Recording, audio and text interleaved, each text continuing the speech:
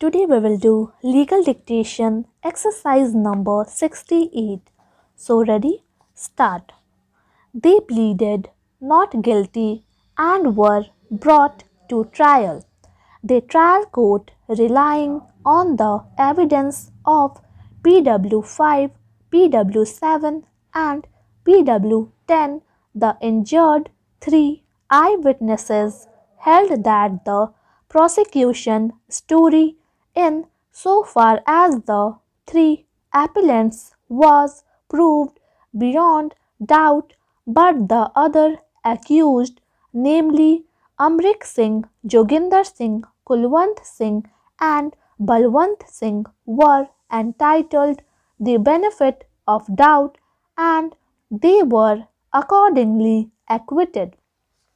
The plea of the right of private defense and that if at all the case fell within the ambit of section 304 part 2 read with section 34 of the IPC was repealed.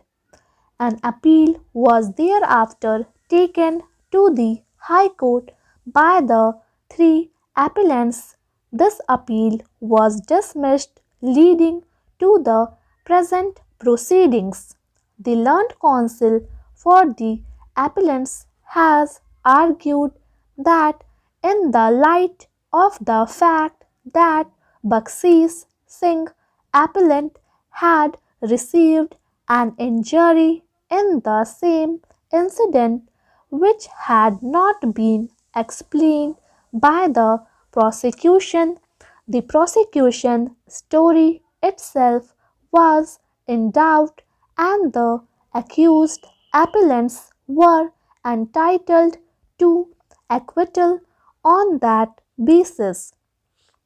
It has also been pleaded that the trial court had found that four of the accused were not involved in the incident and it was thus apparent that the present case was one of the false implication on account of animosity between the parties over the construction of the drain.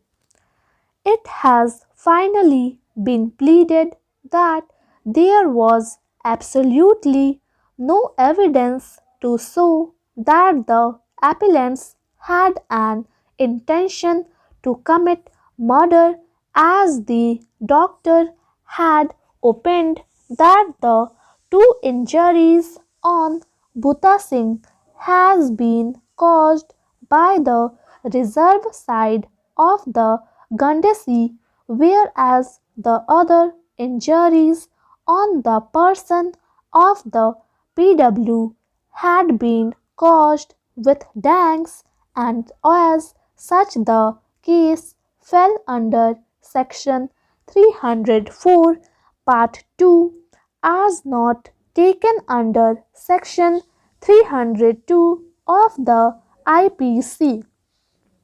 The learned state counsel and the complainant's counsel have, however, controverted the stand and pointed out that the trial court and the high court had given categorical findings that the appellants were involved in a case of murder and had attempted to take the law into their hands and attempted to construct the drain despite the injunction order made by the civil court. We have heard the learned counsel for the parties and gone through the record very carefully.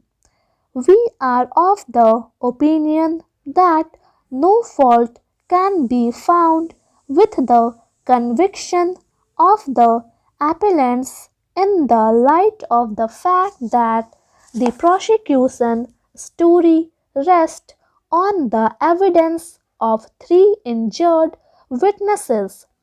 The incident is virtually admitted by both sides, although in different circumstances, as the appellant's claim was that Bakshi Singh has suffered injuries at the hand of the Gurdial Singh and others, and that the prosecution had suppressed this part of the story.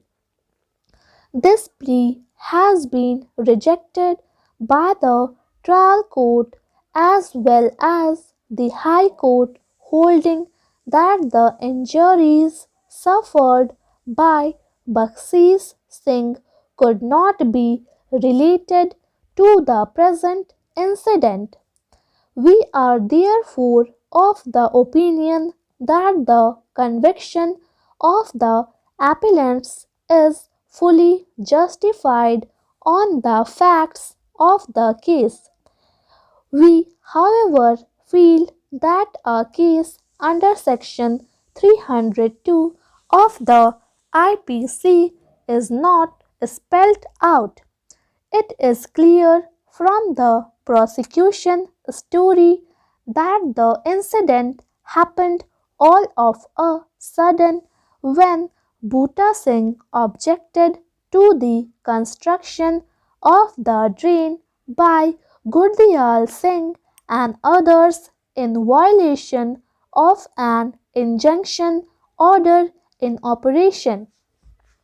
Bhutta Singh was apparently attacked as he was making his way to his fields when he objected to the taking of measurements as a prelude to the diversion of the drain.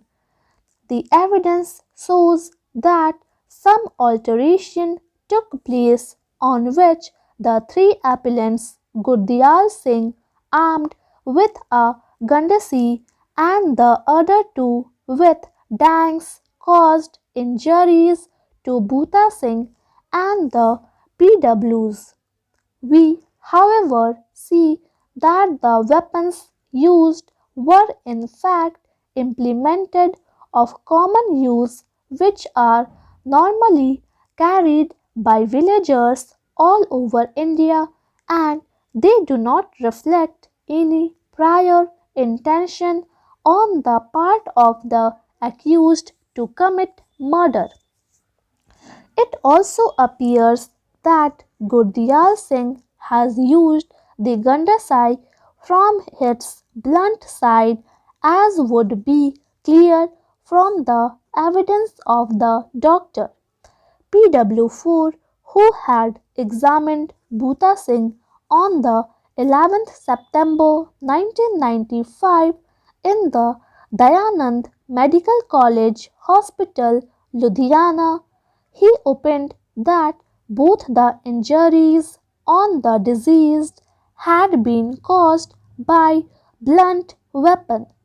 We therefore find that if the appellants had intended to murder Bhutta Singh, there was nothing to stop Gurdial Singh from using the Gandasai from its true side, as that would have made it a much more effective weapon.